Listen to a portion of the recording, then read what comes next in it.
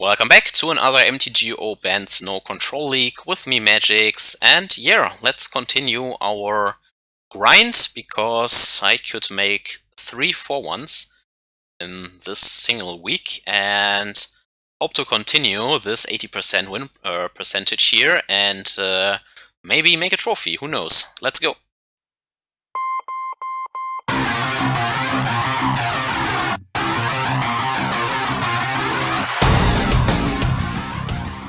Push the goddamn button!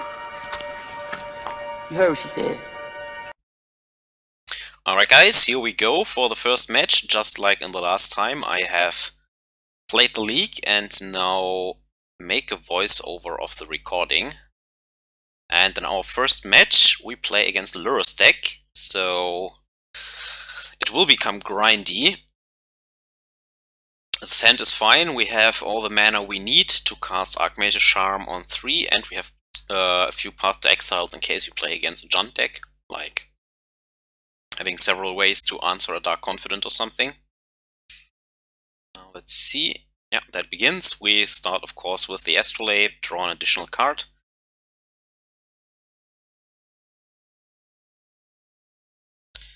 And draw a Jace, so another grind card. And opponent leads with Blooming Marsh, which led me to believe it's a black-green Junt deck. But then he pays 1 green and plays. It's a little bit slow, but we can skip ahead. But that was a little bit too ahead. Yeah, but he plays an Arcbound Worker, so we are playing against Hardened Scales, which in my opinion is one of the worst matchups we can hit. You will see during this match why it is the case. So we can't counter here. He plays a Metallic Mimic, making it so that every creature he plays enters the battlefield with an additional +1/+1 counter in case it's a construct.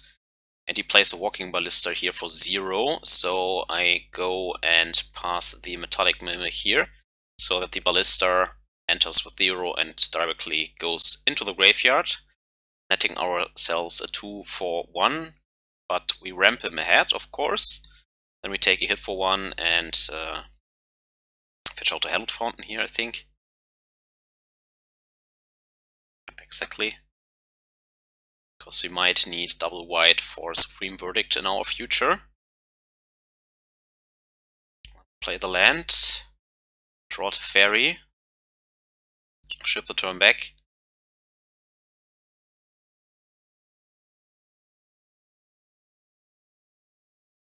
And then he plays the Ozolith. So I think I will not counter this, because I wanted to get this Arcbound Worker with the Ice-Fang.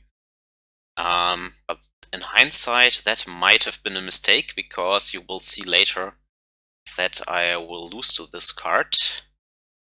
Then he plays the Ravager. I should not fetch there yet. I was thinking about using Path to Exile, but then I noticed, okay, we have no Death Touch anyway, so we can block first.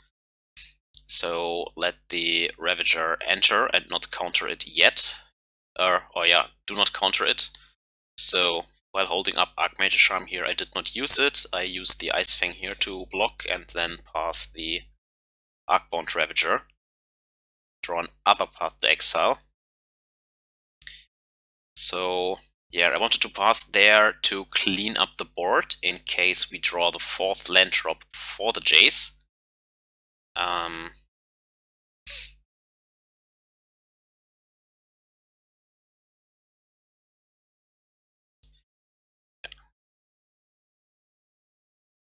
Just get rid of it before it grows, so that the Ozolith will not gain even more counters. But yeah, it now has 2 counters on it, making it so that if you place a Walking Ballista for 0, or for 1, that's at the beginning of combat, it will get 2 additional counters, so the Jace is now in immediate danger.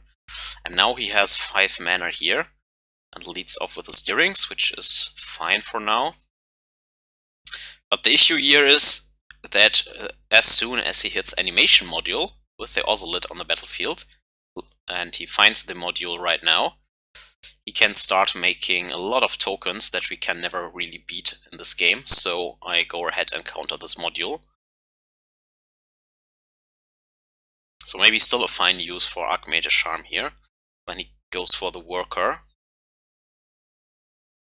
And plays also a Ravager. So now the Jace looks kind of horrible. He is out of cards though, so this is what we have to beat. And there is the forced land drop, and now what? I can play the Jace and Brainstorm. Can play the Jace and bounce something, but it will immediately die because the Ozolith will gain counters, and then he moves them to the other creature at the beginning of combat. And I can't do anything anymore, so only option left is to ship the turn. And this is the game-losing turn because I couldn't use my Planeswalkers to dominate the board. He now, has the mana to put the Lurus into his hand too.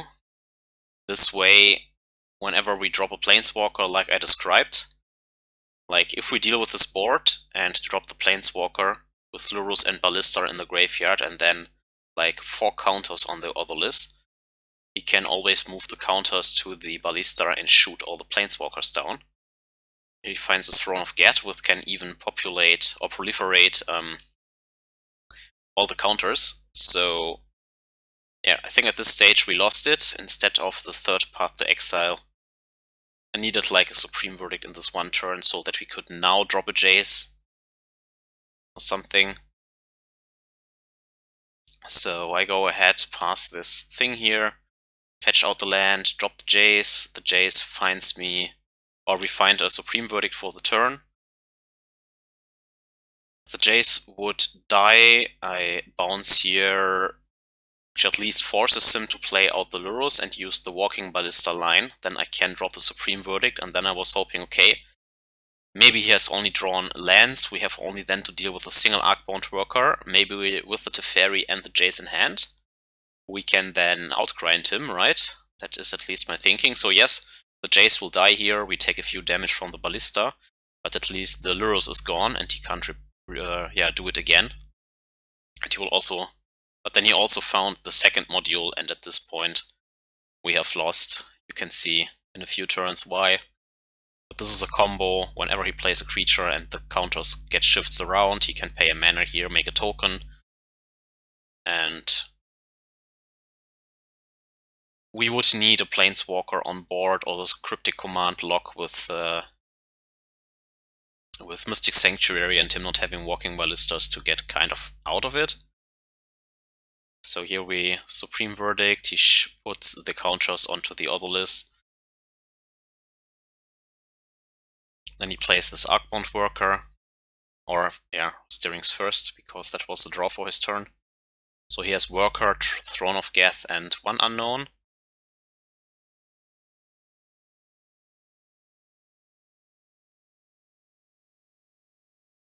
Which is, it's a Metallic Mimic, so that is also ugly for us. He now plays the Mimic first, names Construct again. Then he plays the Worker.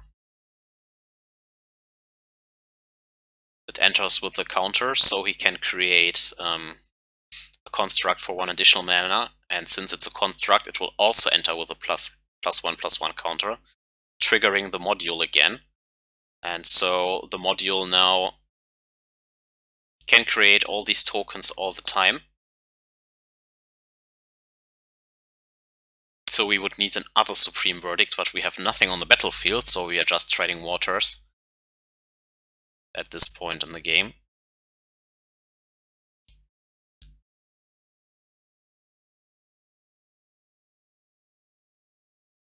So yeah, he moves counters here. Shift a little bit ahead because our opponent needs all this time while we are sitting here. And yeah, then we have drawn a mana leak, like now we can only Cryptic tap, but we are not getting anywhere. Maybe I should have used a Desperation Brainstorm there, but he has already 6, 8, 10 power. So if we take that hit and he draws a Walking Ballista or something, that would be bad. Now he has a Welding Jar too. Like, yeah, every turn puts us more and more behind. If we are not behind already, here I think I go for counter tap if he plays it. Simply to prevent that single token will later on kills us with the Proliferate ability. So maybe I should have counter draw, but yeah, I think we lost this in an earlier turn where he dropped exactly Ravager and the Arcbound Worker and has drawn this other animation module. Maybe I should have countered the Otherless in hindsight, because that allows all this shifting around. But now it's just Desperation Brainstorm. We put Supreme Verdict on top to survive.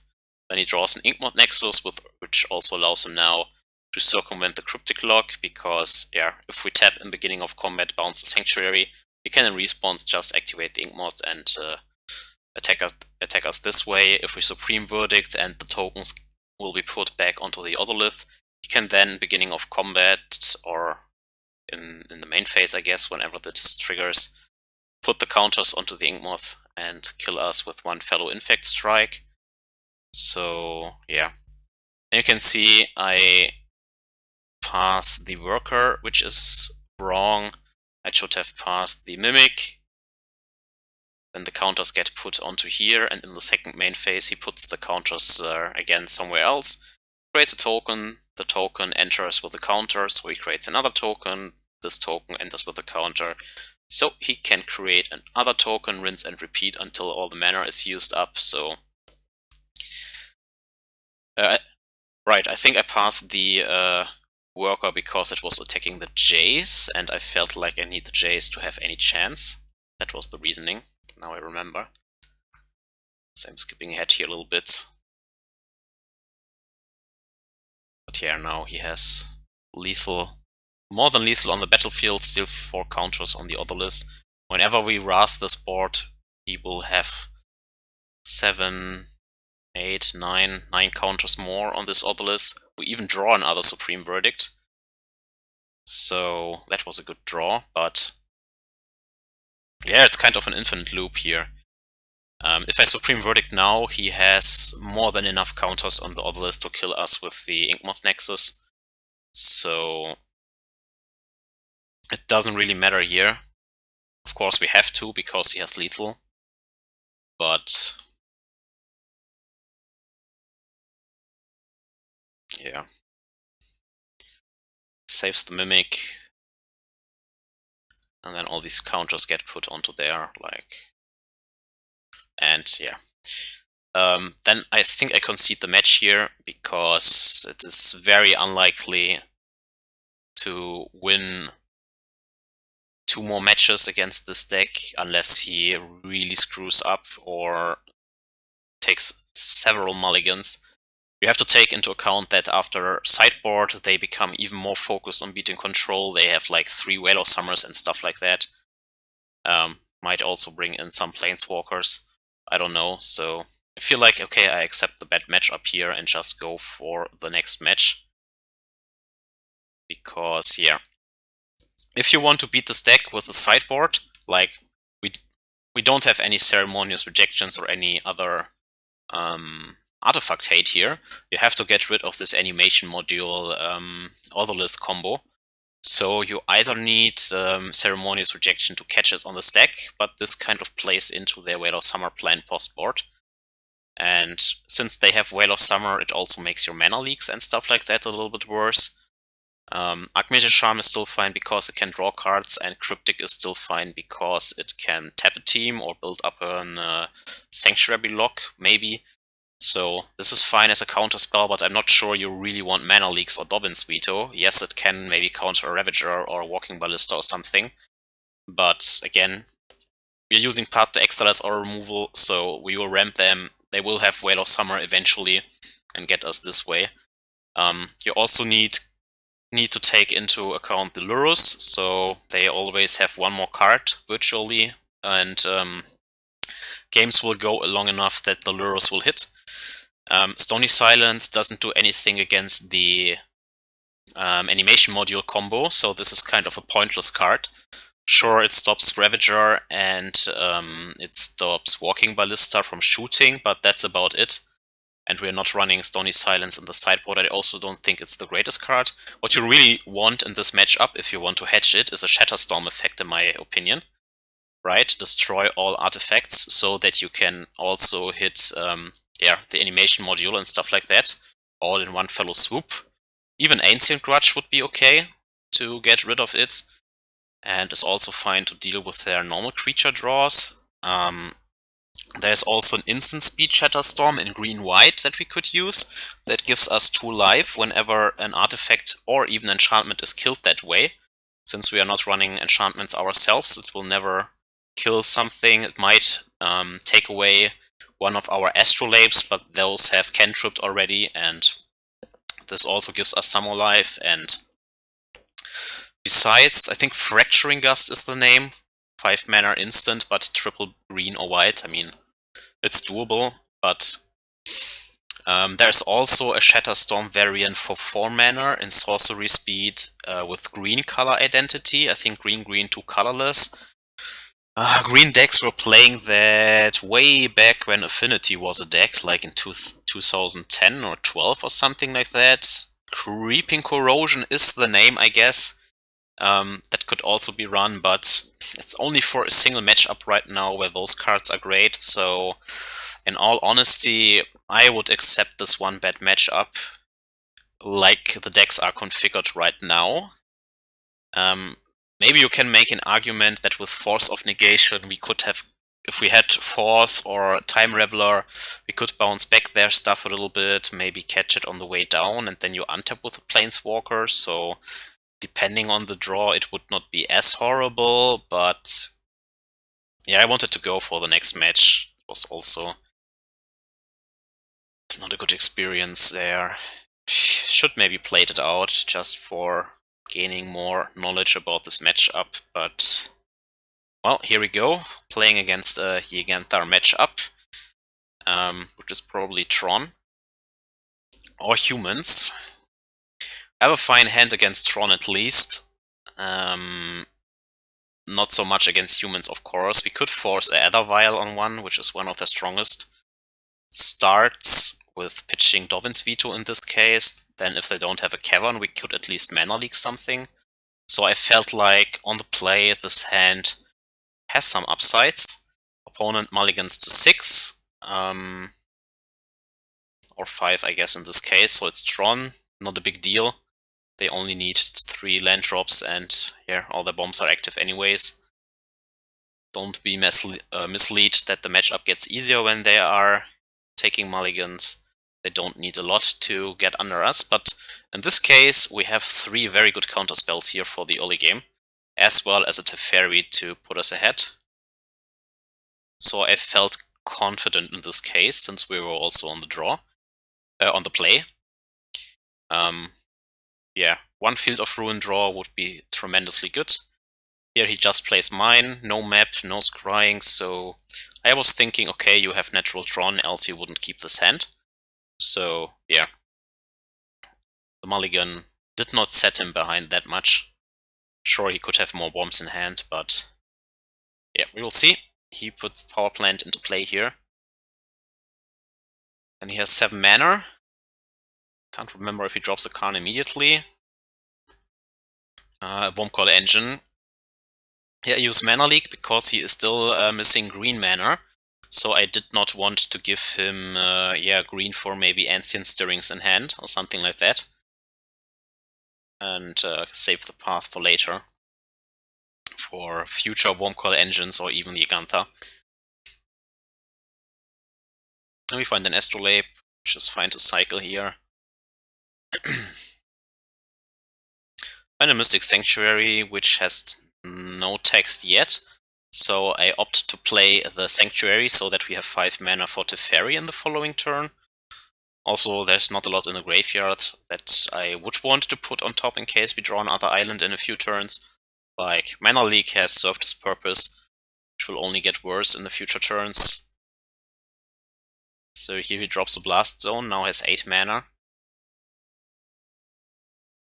Let's see what he does. He drops an O-Stone. Could have Domin's Veto that, but I decided to let him have it. Drop the Teferi, just draw a card, uphold Veto, and go from there. Teferi is still a 2-for-1 trade in this case. Sure, we lose the Astrolabe, but so be it. And I had the feeling that I still need the Veto to get rid of Eugen or Carnes on the stack. And we draw an upper mana leak, which is not the best here. So untap these 2 lands. He blows up the Oust Stone, obviously, but in this case also the Oust Stone is gone. So future Jaces are safe now.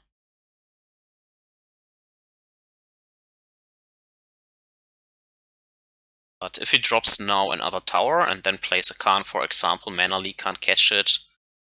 And then we have to force with pitching any of the other cards. Or Ice-Fang in this case, which I did not have at the time, so I felt like with the information we had, it was fine to let the Oust Stone resolve. We will find Uros or other Planeswalkers eventually.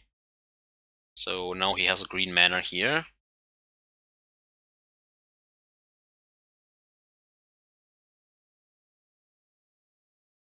Uses it for stirrings. I don't want to waste a Veto here, so I was thinking about it. But he still has a land drop and 1 mana floating, so he still has 5 mana, and if he drops a tower, he could play Eugen. If he drops another of these 2 Tron pieces, he could play a Karn. Sure, he gets Sanctum of Eugen, but we have the answer at least for the Eldrazi in hand for the Ulamog. So it only kills a few lands at this point. So well, here we drop the Ice-Fang. What our opponent should have done, since he doesn't do anything this turn, put the damn Elk into hand. Might have done it and I missed it to show it.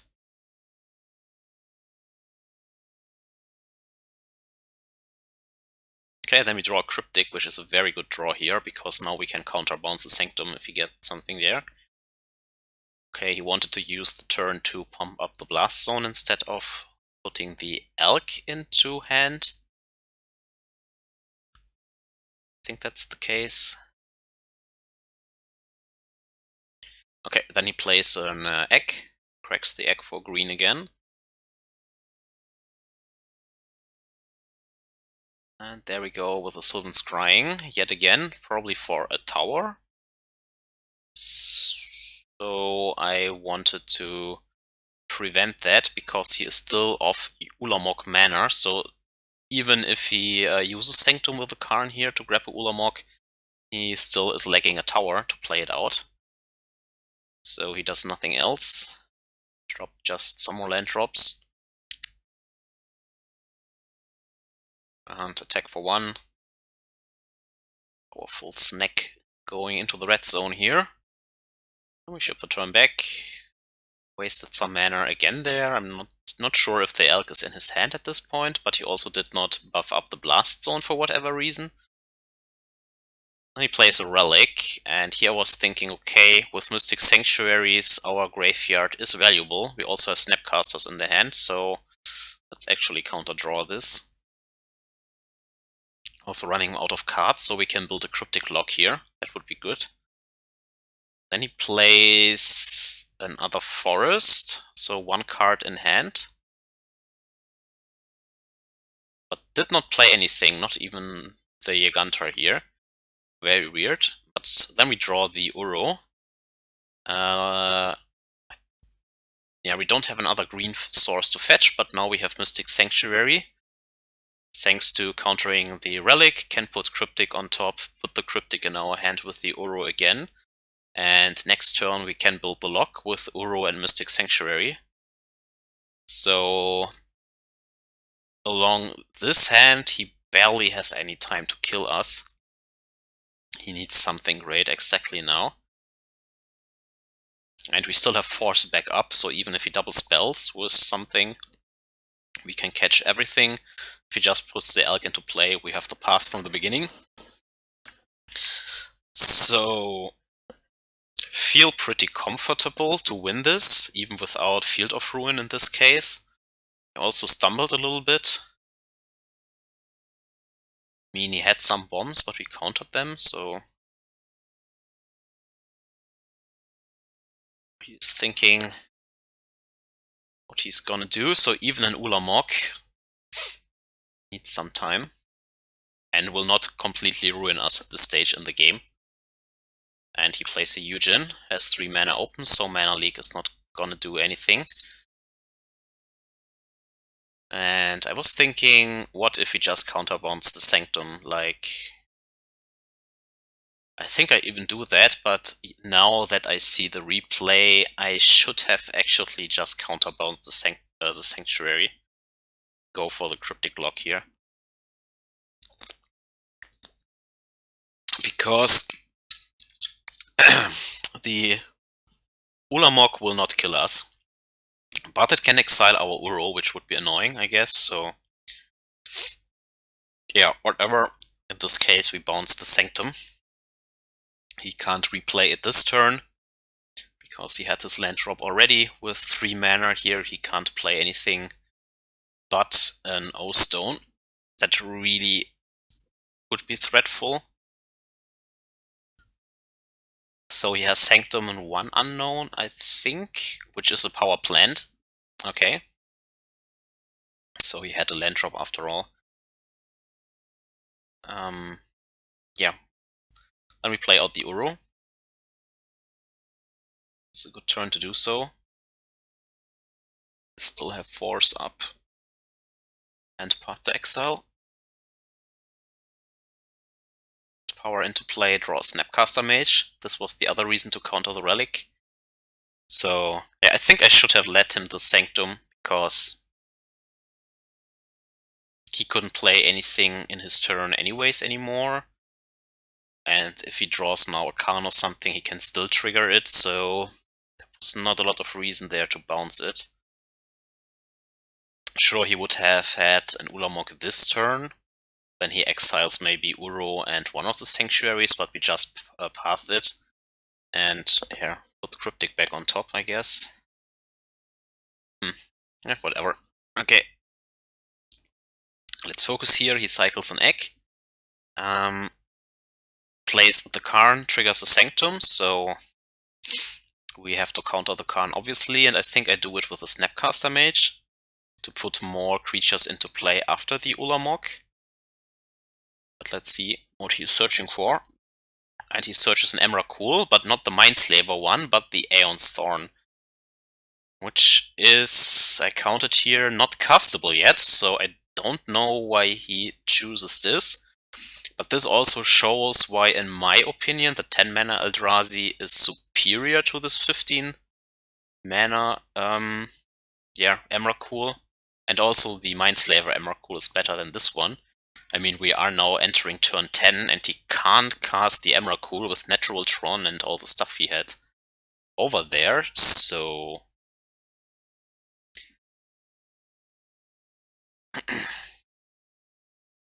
And then we draw Supreme Verdict, we have Teferi in hand. So, yeah, he can tap out, play the Emrakul, we instant speed Supreme Verdict us, and then he just goes into his turn. We still have Snap Veto now. But that is also something I should have used Snap there instead of the Force. Because then we would have, more power into play. And also it plays around Relic a little bit, wrecking us. So I should have played the Snapcaster there, doing a little bit of mistakes in these last turns. Probably because I felt too far ahead and didn't think we could lose this, but this is self-confidence that can backfire, so should play more tightly. Then he plays a Golos, which finds a land, so it can find the tower to cast the 15 mana Emrakul. So I think I use the Cryptic here, counterbounce the Sanctuary finally. But then the Cryptic is gone, of course, so yeah. Cryptic could have been in our hand at this stage in the game. But at least we can put something like a Force on top.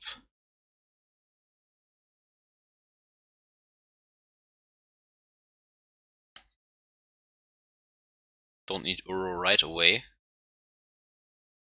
So we have this Emrakul covered. He now puts his Elk into hand, sure, but that thing isn't doing anything. In an ideal world, we let the Elk resolve and he plays the Emrakul in his next turn too. And then he loses both with the Supreme Verdict. So I think here I put the Force back on top. No, the Veto, okay. It's also questionable because we can tap out and hold Force up, while we can't do that with Veto. But here I can draw into it with the Ice-Fang and play it more mana efficiently. Playing Ice-Fang, playing Veto, and still Archmage Charm. That's probably also possible with the Force, so yeah. Should have put the Force there on top, I think. Anyways, he plays the map. I think I counter it again to delay the Emrakul. Because we know his hand at this stage in the game, so this Emrakul and the Elk. No, I'll let it even resolve. Okay. So I must have thought that let him play the Emrakul, then it's gone already, and we can just verdict it away. Keep the Veto in hand for future cards. Guess that is also okay. There comes the Elk, no one cares. Plays the tower, next turn he will play the Emrakul hopefully. We Supreme Verdict all things away.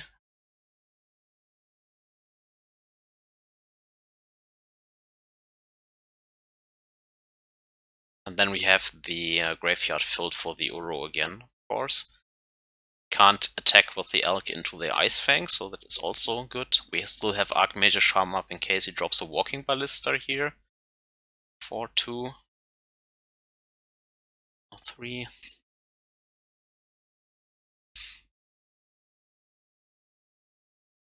I placed the O-Stone, so that is a fine turn to Veto. Or a fine target. And okay. He can't attack here, but does not play the Emrakul now because he lacks the mana, right? 6, 9, 10, 11, so yeah. Oh yeah, now that I see it, he doesn't even have the mana to cast this Emrakul. Yeah, so if you're a Tron player, or if you have Tron as your side deck, don't play this 15 mana Emrakul. Without Eye of Eugen, it's far too expensive in any of the matchups. Now he can finally cast it at turn 13.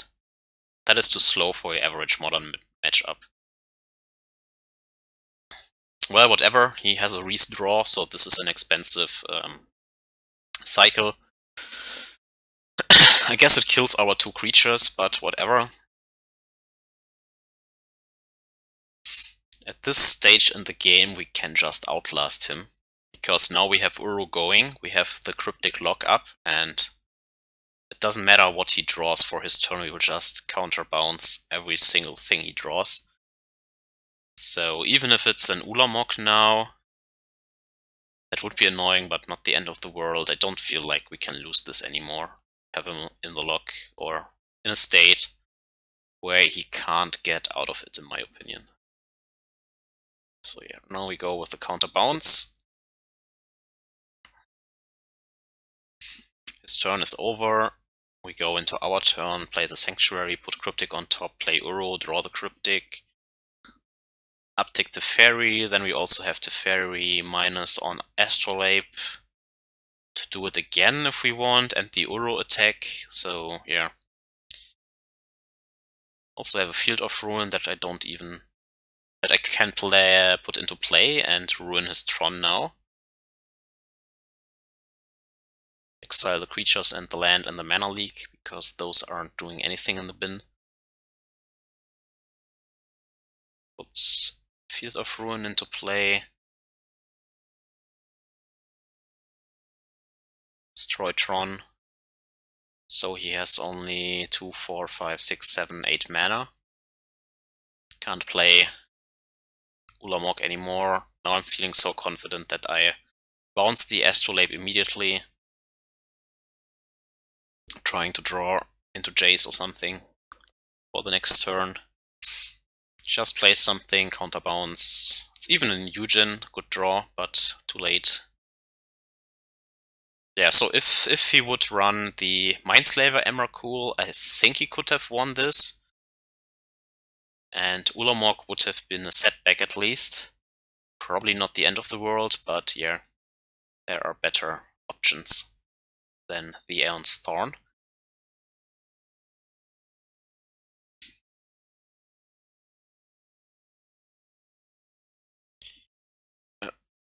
He should honestly concede at this point, because he's even lower on clock, so there is no reason to really stall this. There, just untap, there's the Jace.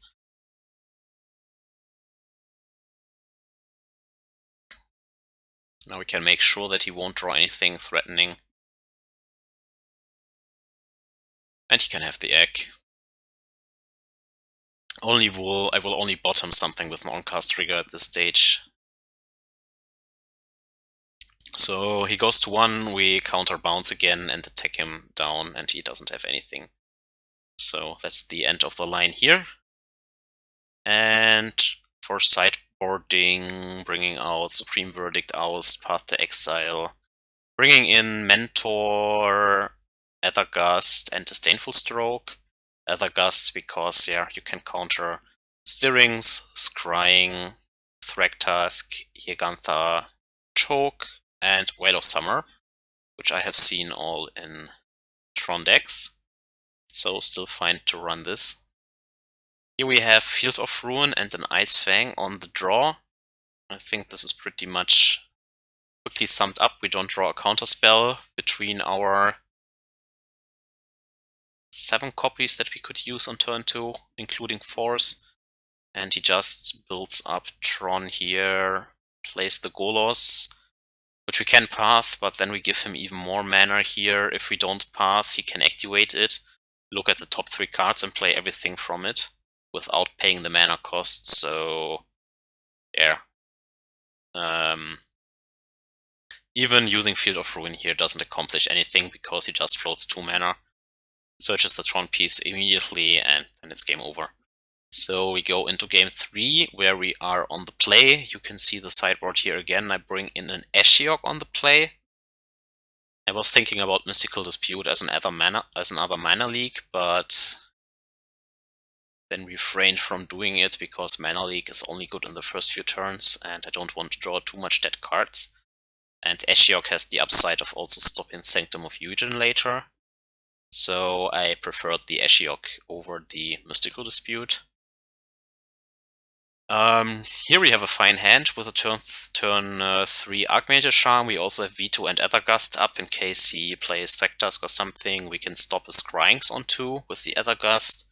And if nothing, if he just has Natural Tron, we can at least play the Ice-Fang, so I think this is a pretty good keep. But then you can see our opponent mulligans into Oblivion, so this will be not as interesting. So he takes a mulligan to 2.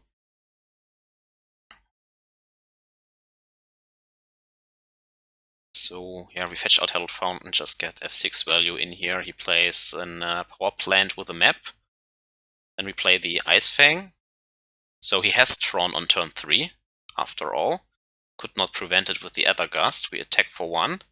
He fetches the mine, of course, so yeah, if he just goes with bomb, bomb, bomb, I mean, he can still get us here, even with a mulligan to 2, like I mentioned. It's always the question, how much counters do you have against their bombs? Now we have drawn Force and Mana Leak, so I put the other Archmage Charm on top, because it's another hard counter. Hope that he doesn't have another tower with Ulamog in hand to set us back. Yeah, now he has 3 cards in hand. He has Tron accomplished. Here comes the 8 mana. Let's see what he plays. A Scrying. I think I use Aether Gust here just to get it out of the hand. Use even a Veto, which is, I think, wrong. Should have used the Aether Gust there. Yep, and I could have vetoed that. Now I can't do that, and I have to force it. Or let it resolve. Okay, I choose to resolve it. I let it resolve. But yeah, if I Aether Gust there, I could have used Veto on the Relic, not giving him a cantrip here. And he plays from the top of his deck.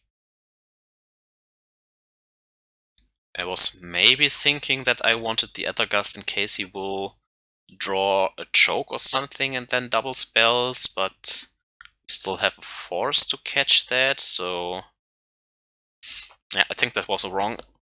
Definitely wrong, should have used Aether Gust there.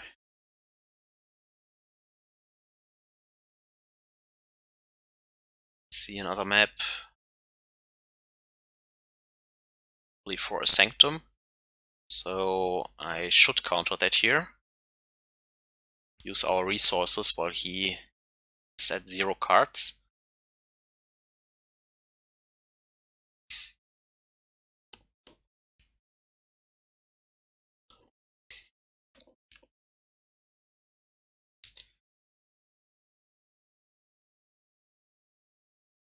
Attack for 1, play the land, nothing happens.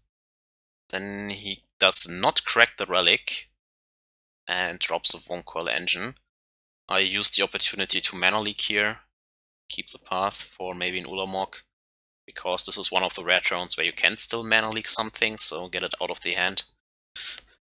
Cash it in. Draw 2. Hope to find finally a Planeswalker. Or an Uro. Nah, Uro won't do anything due to the relic.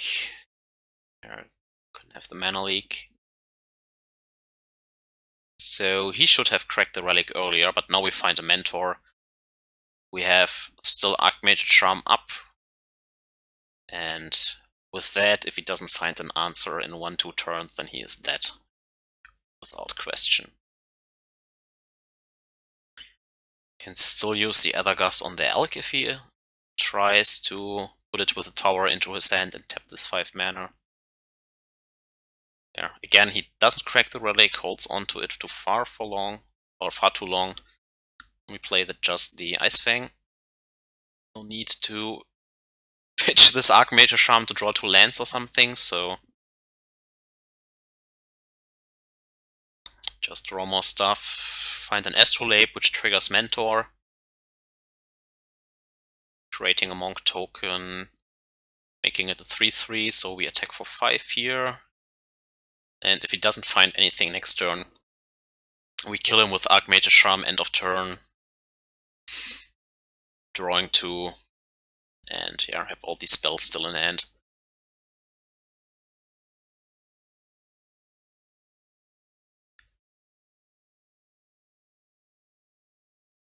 Find also an Uro, sure.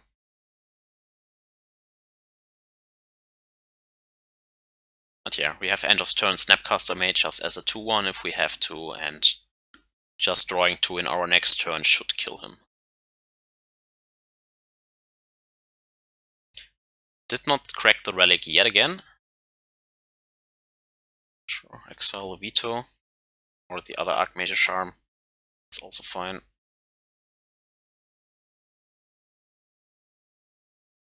Okay, place a Karn. We can counter that, create a Monk token. This forces him to crack the relic, finally. Come on, crack it. I mean, you could also let it come into play and target the Veto, sure. Doesn't make any difference. Then he cracks it. And while the crack is on the stack, I just counter the Karn here to Monk into play.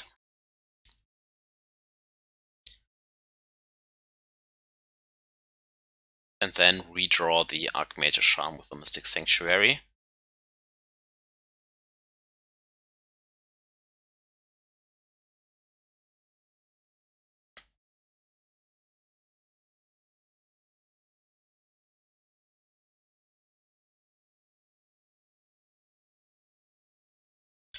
And now we have 4, 5, 7, 9, exactly 10 power. If we just draw some cards with the Archmage Charm and would never draw any spells, we still have lethal here. Dismember doesn't stop us. If he has drawn that, he can't Nature's Claim anything to gain 4 life, so yeah. Just draw 2, put lethal on the battlefield, raid another monk. So much triggers going on here.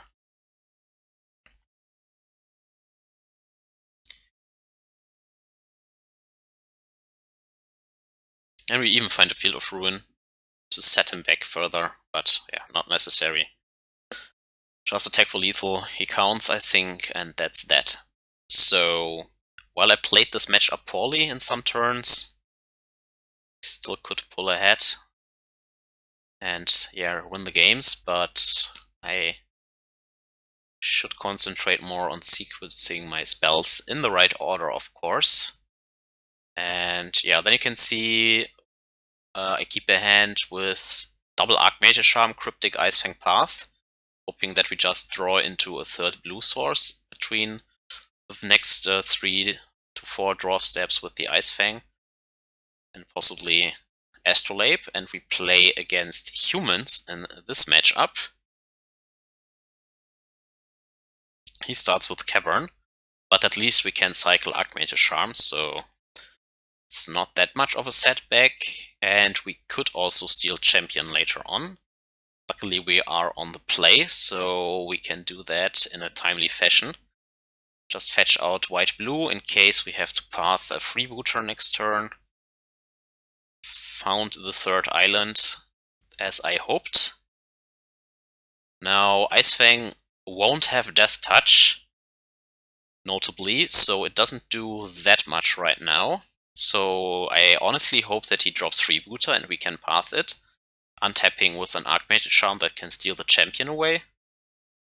But then he plays an image, which is also fine, because if we path the champion now, instantly here, he won't have any other creatures on the battlefield, and then the image enters the battlefield as a 0/0 and immediately dies because it doesn't have any targets to fetch.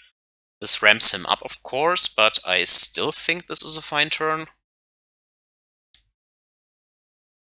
Or at least a good use of the Path to Exile. In the graveyards, it's also harder for him to remove it, or yeah.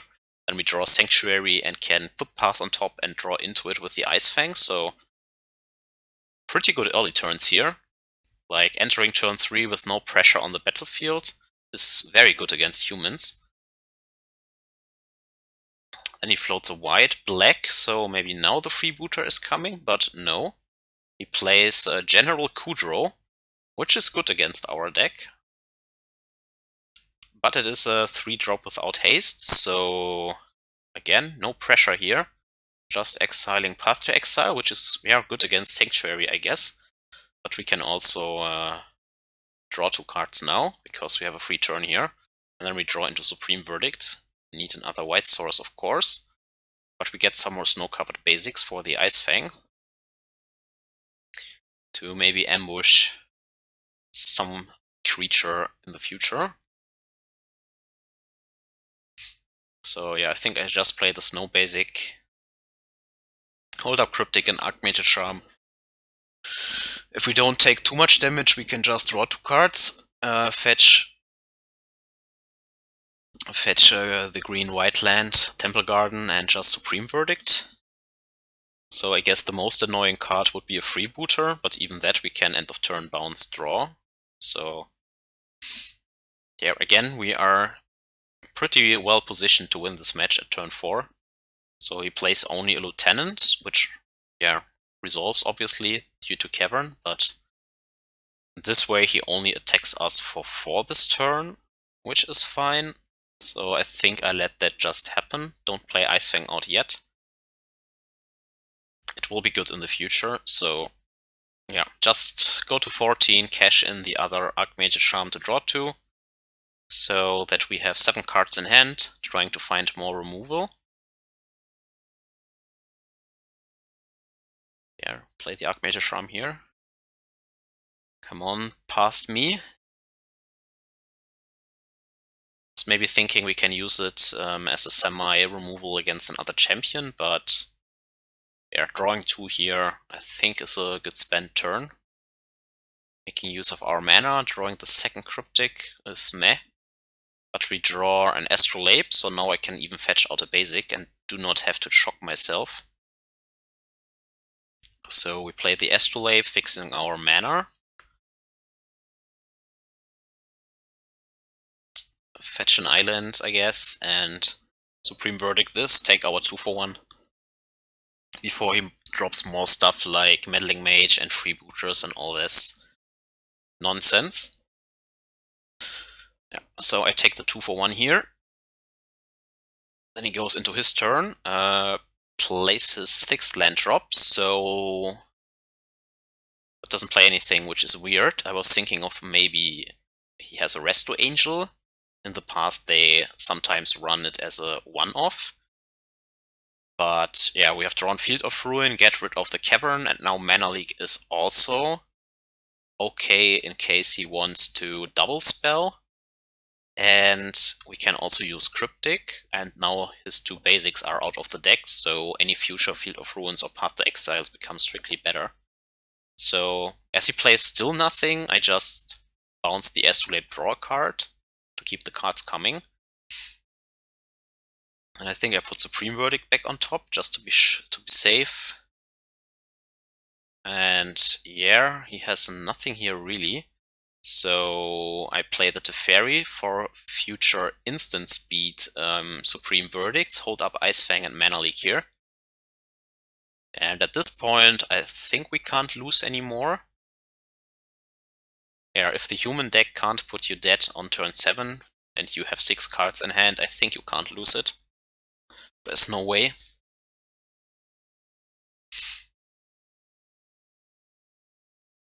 Yeah, and then he concedes. Let me go into sideboarding. Let's see. So Celestial Purge is fine against all the black creatures he has, like Freebooter, but it can also remove the Mantis Rider, and all the counter spells are obviously bad. Besides forcing a Vial on 1, there's no real use for them on average. So yeah, Celestial Purge, Mentor, Timely, and 1 Aether Gust seem all fine. Aether Gust also answering Mantis Rider. Or any green creature like Noble Hierarch at least. I was thinking about the second one over an Uro because he plays this general card and he probably has more of them post-board. And then you can make an argument for Veil of Summer, also against Freebooter, but there is also this other creature for white-black colorless that can exile an instant or sorcery from your hand. You can also prevent that with Veil of Summer. And since he plays also the general card, which is black, you can cycle it if none of these things happen. So I think Veil of Summer is a fine one-off still. Here we take a mulligan because the starting hand was not doing enough. And 2 Purge hopes that he has a lot of black creatures, but if he starts with Champion into Thalia's Lieutenant or Thalia herself, then the double Purge would be awkward. So this hand is better because, yeah, we have a Purge against a Freebooter, we have the Aether Gust against a Mantis Rider, and Path against a Thalia or Lieutenant or something. So on average, we should be able to answer the first 3 creatures and enter turn 4 pretty safely. Go from there. So he plays a Cavern on 1 without a human. I think I hold up the fetch land. So if we have to path something, we can path. If not, we can fetch out Hallowed Fountain tapped. Save some life. But humans should not hold a hand without a 1 or 2 drop, so I expect something to happen here. But it seems like he made a weird mulligan decision and kept the hand indeed without any pressure on turn 1 and 2. Which in my opinion is wrong, but I'm no humans player, so what do I know?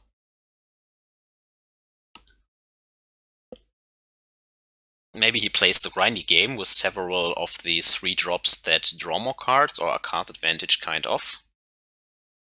So yeah, seems like he has chosen a grindy game because he also plays an Cavern on Illusion, so that means that he has more ways to copy these card advantage creatures, and indeed here is a Sin Collector, that was the name. So this exiles a spell from our hand. I use our mana here and use Celestial Purge. Also because I don't want to ramp him with Path to Exile. Because seems like his hand is low, so why give him more mana to speed up? He exiles the Path, I think. Also keeping the board clean means that his images get worse. But he picks the Aether Gust to my surprise, which is weird. Maybe he wants the Path to speed up his slow hand. Then we draw an Astrolabe, drop the other planes, and have Death Touch for our Ice-Fang now. Very good, so if he plays a Mantis Rider, we can get it without speeding him up. If he plays another Sin Collector here, we can just Path to Exile it and don't lose an additional card. And then we have Jace to drop on an empty battlefield, so I feel pretty comfortable again. Entering turn 4 then without any pressure here.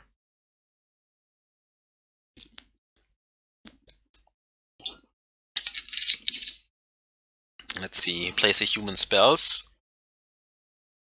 Of course, couldn't mana leak it, so he doesn't need to give it uncountable here. Plays Champion and then plays a 3-drop, I think, that we can't counter. Black-white colorless, could be another Sin Collector.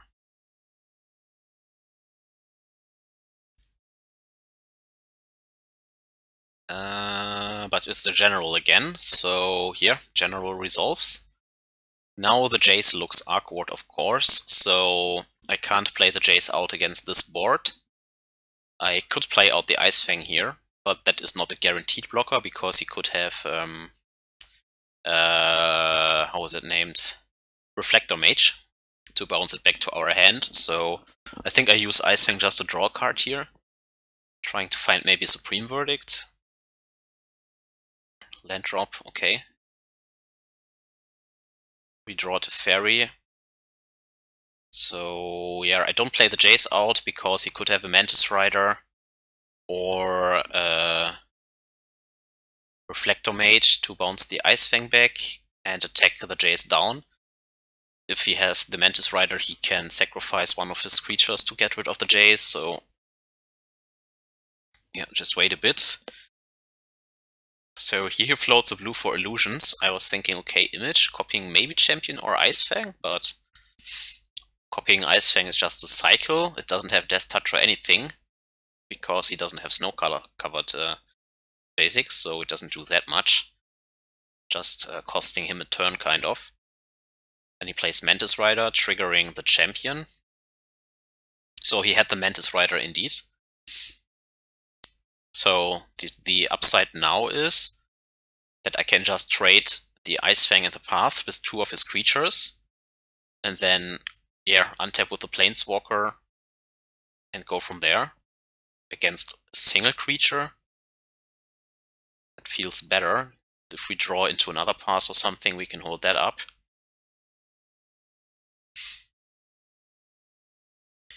So we Path to Exile him here, blocking the Mantis Rider, letting him have the General.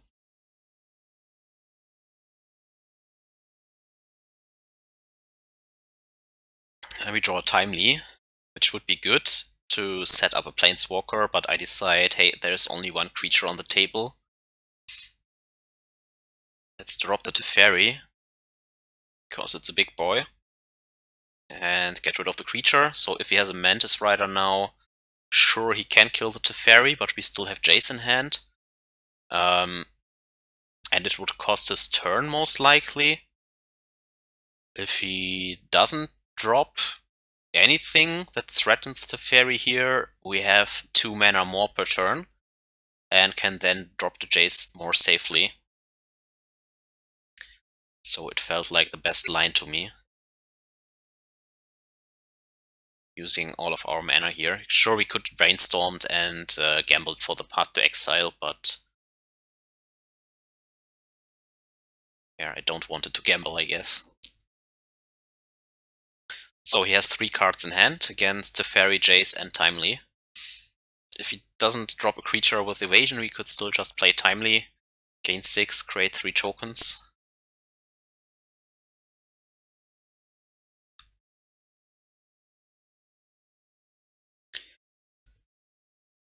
He's thinking what to drop. Okay, it drops another general, which he couldn't play prior because they are legendary. Can have only one on the battlefield. But that doesn't get around Timely.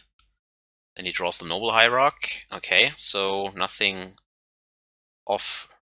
Yeah, nothing threatening our Teferi here immediately, so we untap, draw 2, or draw 1. Then we have the Veil of Summer here.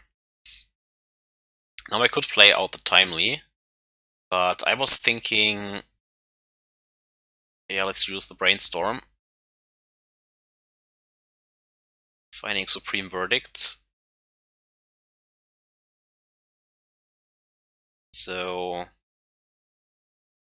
sure, he can kill our entire board if he plays another creature, but now we can Supreme Verdict. Then, yeah, all his creatures away. If we play Timely, that would stall his ground, but if he draws now a Mantis Rider with this Canopy 2, then we have again nothing really threatening, and it still kills our Jace in the next turn. So whatever we do, because it gets pumped by the general and has Exalted, so yeah. He now either attacks Jace and Teferi.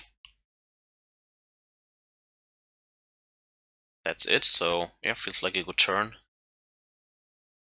Jace has replaced itself. Teferi goes down to 1. Still Veil of Summer to prevent a Sin Collector or Freebooter. Supreme Verdict on top, which only costs a virtual 2. And then we have the Uro going once this general is away.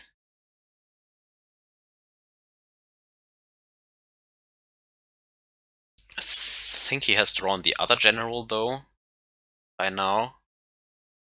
Because he cracked the land. Here I just Supreme Verdict, get my 2 for 1 again. Keep the Verdict in the graveyard for now. Draw a card. Yeah, but turn 7 against an empty board at 15 life with a Planeswalker. This is most likely game over here. For whatever reason, I fetch a Mystic Sanctuary, not counting my islands. But I couldn't cast anything anyway, so whatever.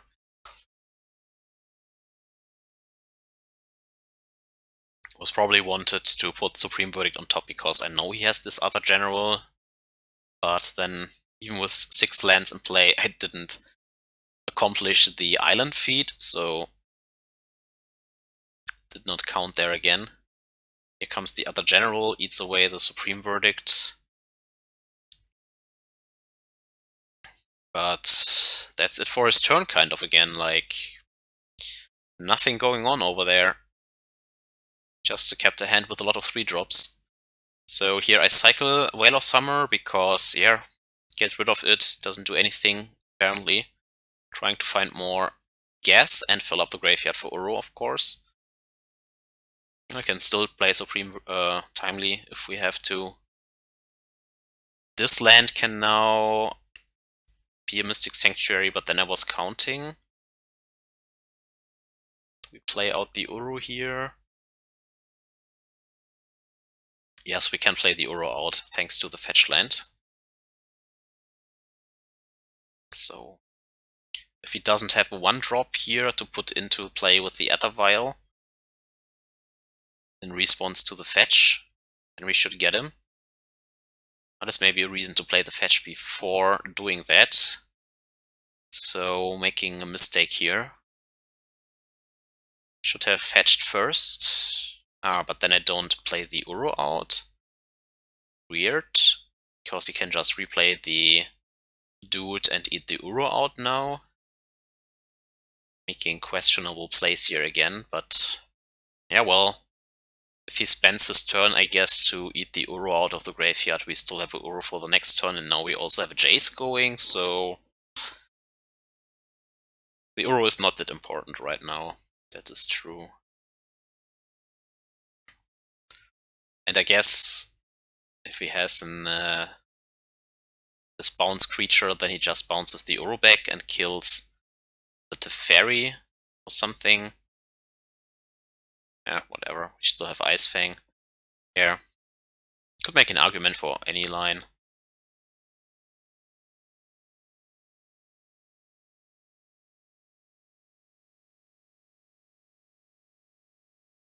Draws another Aether Vial instead.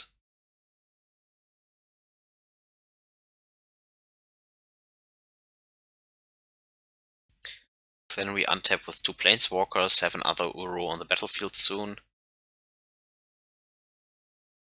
Could also make an argument that he still has an illusion in hand, because he played the Cavern on illusion. And then he could copy the Uro, but then it goes directly to the graveyard, because escape was not paid, so...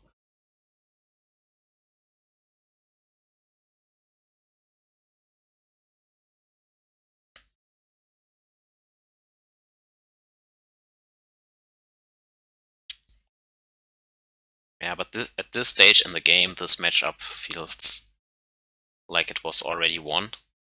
Whatever we do, it's hard to lose this. I mean, very, very hard.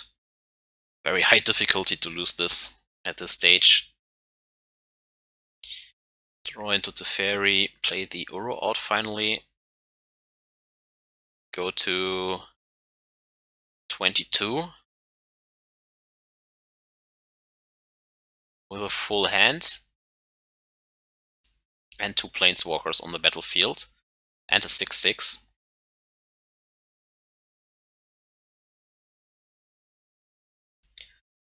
Plays out the image now, copying Uro, but as I mentioned, it goes directly to the graveyard. It just cycles itself for 3 life. Life is not what decides this matchup on his side.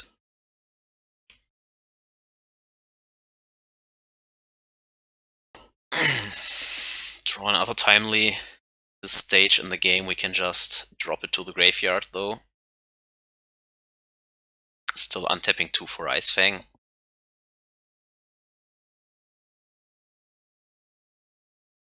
Yeah, bit timely.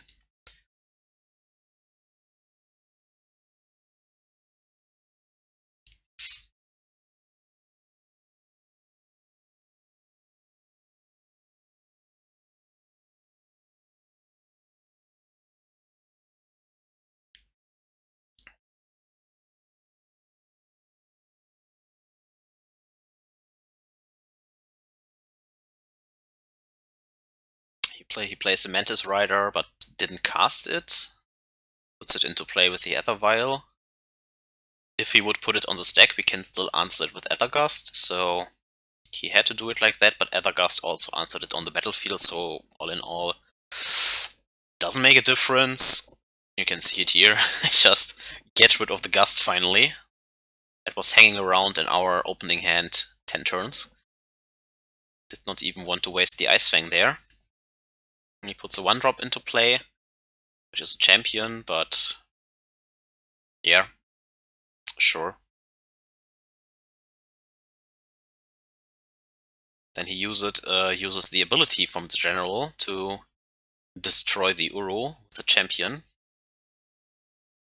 But the Uro has replaced itself already, so it's kind of 2-for-1 for us anyways. Now he has this damn general in hand, but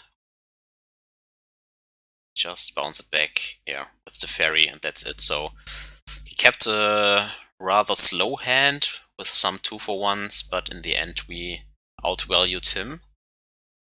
Now we go into the next match. We keep the 7, I guess, due to 2 cantrips, a Supreme Verdict, and yeah, a finisher already. Opponent takes a mulligan and starts with Field of the Dead, which could still be anything. It could be Amulet, Scapeshift, just green, red Titan. Or I see even some Bant Ctrl lists with Yorion nowadays running Field of the Dead. Could also be, yeah, could be whatever. Now we place a Stomping Ground, so it has to be a Scapeshift variant. I think with Farseek could still be a Scapeshift opening, but yeah, it's definitely a black, green-red Titan / Scapeshift variant. So our hand not looking that hot right now, because we don't have a single counter spell here. Last time I run into a main deck Well of Summer even, and he drops the Dryad here, so he can ramp ahead. Drops of Wooded Foothills, but did not drop another land, so he is missing land drops, which gives us a chance here. Drawing more lands. So I felt like, okay, he is missing land drops, let's drop the Uro and ramp ourselves ahead so that we could punish it with the Hero of Dominaria in the next turn, before he gets Field of the Dead or Valakut going, right? So I took my chances here, hoping that he doesn't have a castle or something into Titan, which would bury us, but then again, can't prevent the Titan anyways. I could only counter a Summoner's Pact. So I felt like playing Uro out, staying at 20, and ramping ahead here is the best course of action.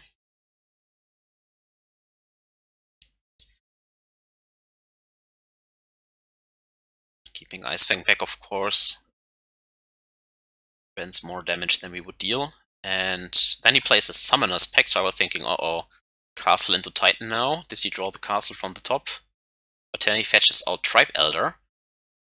Why? Probably because he wants land drops, but this means, yeah, he is missing a land drop once again, and that we can drop the Teferi safely because he has to tap 4 mana down next turn.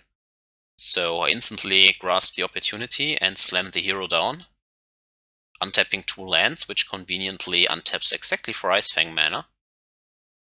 And Veto, in case he does like a Farseek again. So yeah, feeling pretty comfortable here. Now we could still lose if he finds a Valakut, of course, because we don't have Field of Ruin yet. So if he just builds for mountains,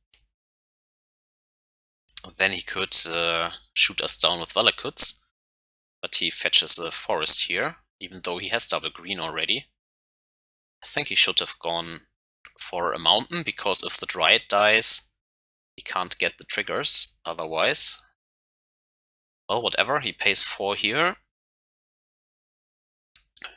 presenting 1 mana, and misses again. Really hard for him, because this deck usually runs 26 to 28 lands or something. So MTGO playing him hard here. Continue drawing cards with Teferi.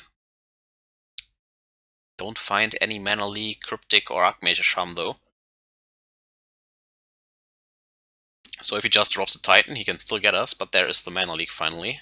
So yeah, this allows us to drop another Astrolabe. Now the mana looks perfect again. I hold back the Ice-Fangs because if he has a Lightning Bolt or something, or an Anger main deck, he can still... Yeah, good. I mean, Anger wouldn't make a difference, but if he has some spot removal, protecting Teferi here is a real win condition. Attacking for 1 is not, so... He plays a Farseek and we're thinking, hey, you're missing land drops, let me punish you and counter your ramp spells. Hoping that he doesn't have Whale of Summer here, but we can still fight about that with a Mana Leak. And yeah, then we're building towards the Uro in the graveyard. No need to fetch out Sanctuary for Dovin's Veto here, I think. And then we find Archmage Charm, so now the only thing I really fear is a Valakut from the top, which enables the Dryad. But I did not want to use Path to Exile, because ramping him to 6 mana is also not the best course of action. Obviously he finds the Valakut now. But that would only set Teferi back to 4 and then for 1 if he fetches. But I was thinking, okay, get rid of this Dryad now. Then he has to fetch here to get off at least 1 Valakut trigger. It's Teferi to 4. That slows us down, but it's another card in our graveyard, so Uro is very near now. Can also use Archmage Charm. End of turn and put the Uro into play. Sure, he gets a zombie, but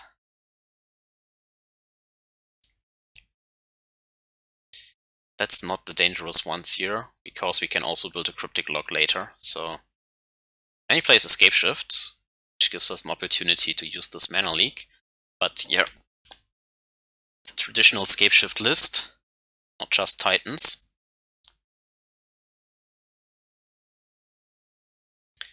So counting here, I think I fetch out a Sanctuary just to have one in play already. Putting Veto on top against future Escape Shifts. We draw an additional card, play out the Uro, I think. Like, no one cares about a zombie or two.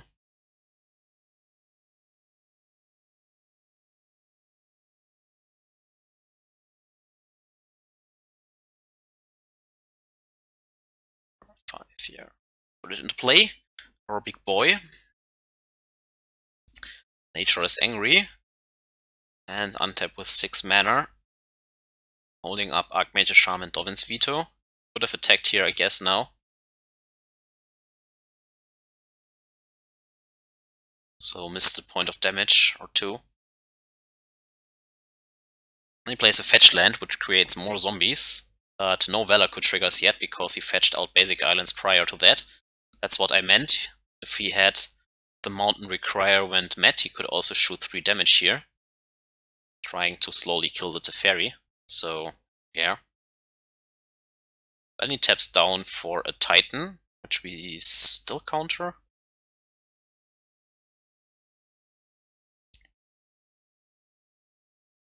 Fetching out the other Sanctuary, put Archmage Charm back on top. Now the only thing missing really is a Cryptic Command. Then we could at least tap his blockers down all the way.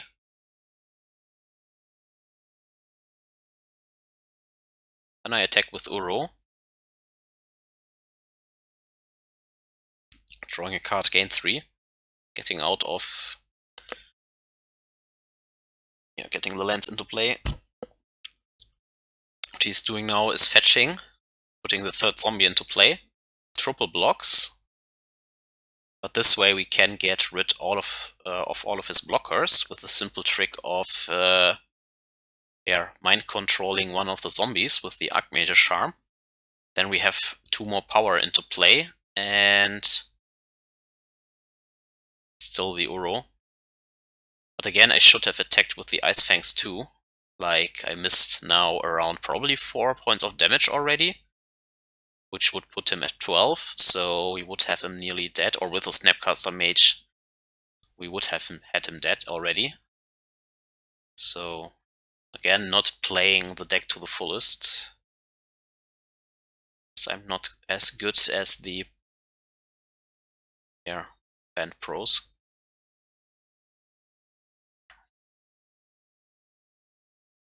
Playing this too conservatively.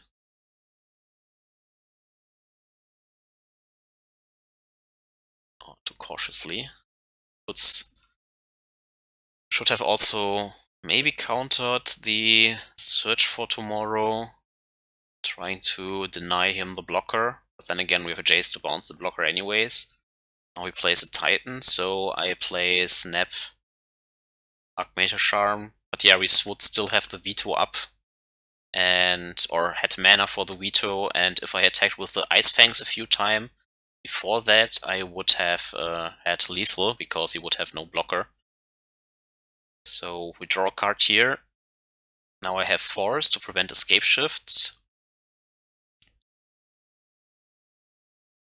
And here I should, I think, bounce the token to get more damage in. But I decided to Brainstorm, because who can deny Brainstorm value? Again, not attacking with the Ice-Fangs for whatever reason. Like, if we get 10 points of damage in here, who cares if he kills the Planeswalkers? He has to deal with the Uro. So he still has more time here.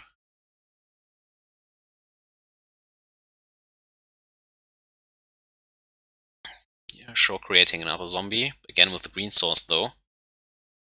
No Valakut trigger. And then I decide, okay, let's finally get rid of the Valakut. Don't care about a few zombies here. Feel like the Valakut is more dangerous, especially since Teferi is again at 7.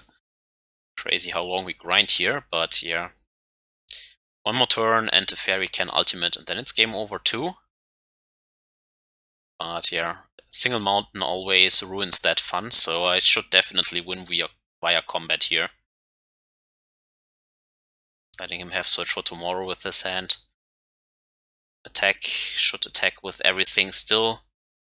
These Ice-Fangs would have dealt so much damage already. They just attacked with them after getting rid of the Dryad.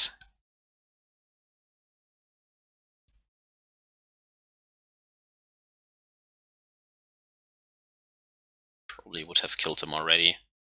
But yeah, okay, let's try and fade one Valakut trigger and then we have it.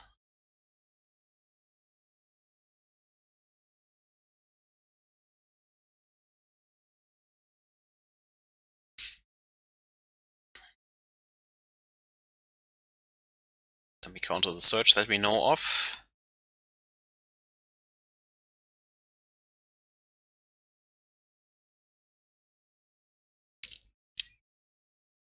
Then he plays Escape Shift, but yeah, we have the counter anyways, and just attack him down for lethal now, finally. Again, poorly played, but due to him missing land drops, we could steal it, and yeah, seems like luck is on my side again. I have a very lucky streak here with this deck right now. Scary how good the deck would be if you play optimally every turn. Yeah, then we bought Aether Gust, Ashiok, and Disdainful Stroke. Not forgetting it this time. And bought out Oust, The Path to Exile. Veto is still fine since he plays Scape Shifts and Pacts. But I think we can cut one Force safely. One Uro, because I'm expecting relics and stuff like that. And then we still have one card to cut, and I think I cut a Jace, because it's tough to keep alive against Valakut triggers and bolts, possibly. So, going like that.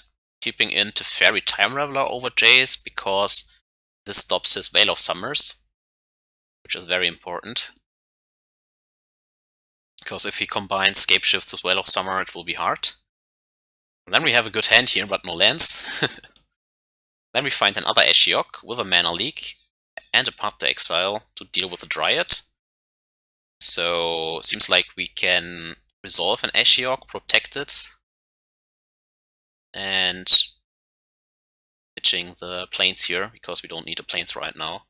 We can fetch out a Temple Garden or something if we need that. And we have 3 land drops already, and with a Field of Ruin, which is okay. So he plays a Search for Tomorrow on 1, always the best start for his deck. Play the fetch land that we have drawn. Plays a second land drop and an Explore, okay. Yeah, so this time he gets his land drops, so smells like an early Titan to me. Anyways, fetch Hallowed Fountain. Hold up Mana Leak here. I can't Mana Leak the Search for Tomorrow because of his Explore anymore. So he will have 4 or 5 mana. And if he has 5 mana, he can tap the castle for 6 for a Titan. So that is a scary turn here. But he decides to play Tribe Elder, and I say, okay, let's Mana Leak that. If he has the Veil of Summer here, at least it's out of his hand. Let's try to prevent him from ramping up to 6 or more for Valakuts. Then he drops another Tribe Elder and a Mountain, so his hand is nearly empty at this stage. And yeah, let's drop the Ashiok now. Not down-ticking in case the last card is a Lightning Bolt, so that it survives an attack and the Lightning Bolt. Leaving it alone here. We also found an Ice-Fang, which can conveniently still block the Stripe Elder without Death Touch.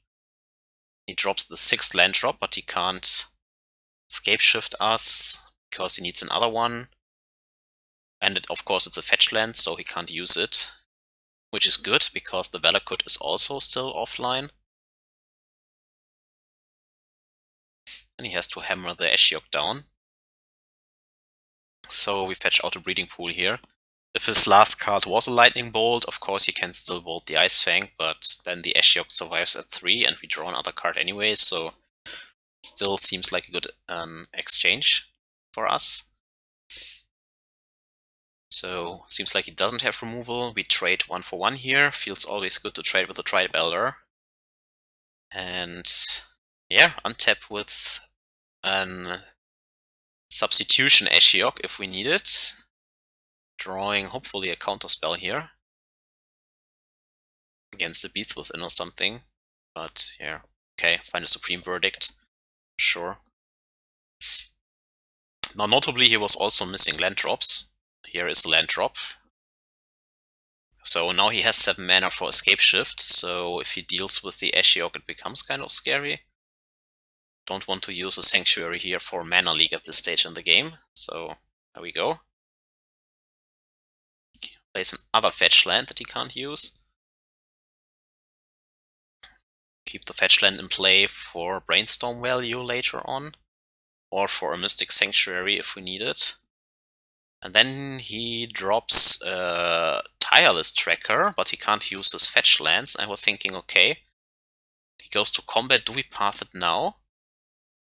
No, I gamble and let him have a land drop because I want to cash in the Supreme Verdict. Could be greedy, but yeah, he doesn't have it, he can't use his fetch lands, so let's not ramp him further ahead into natural Valakut mana when he is missing land drops, right? So let's just cash in the Supreme Verdict, keeping it in the graveyard for a Mystic Sanctuary if we need that. So play the land drop anyways, but not use it. Because he's also off Field of the Dead at this stage. Then he plays... Did you play...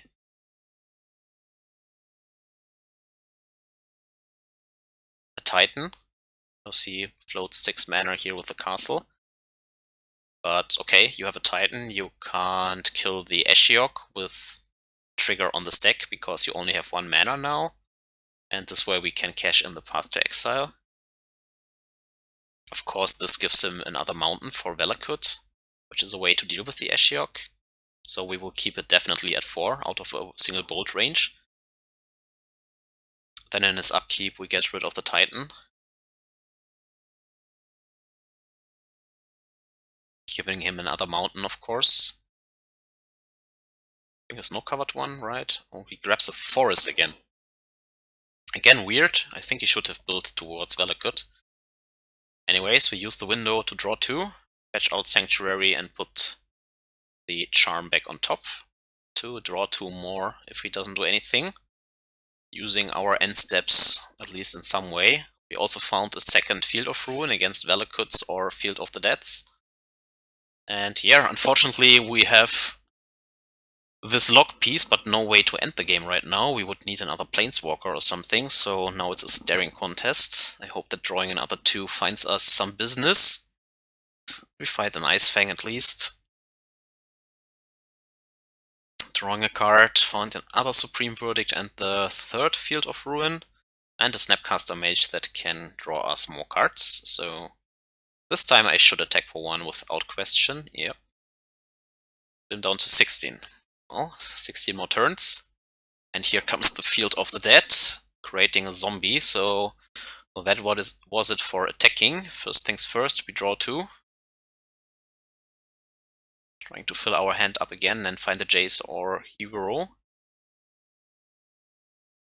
I think stealing the zombie here would be lame.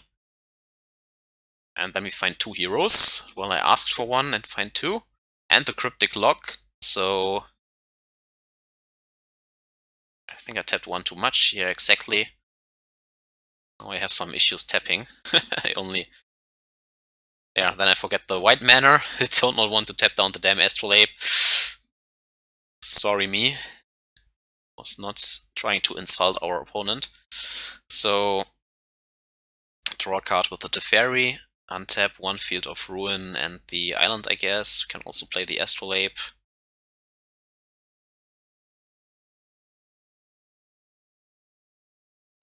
Keeping our creatures back as protection here in case he draws a lightning bolt again. And yeah. Should probably kill the Field of the Dead now. But was thinking probably like, okay, let him have another zombie. It just bounces off. And hold up Cryptic with Mana Leak, maybe. Well, now I use it anyways, but if I use it, I should have used it in his upkeep so that he doesn't get the value out of the second zombie, so again a misplay.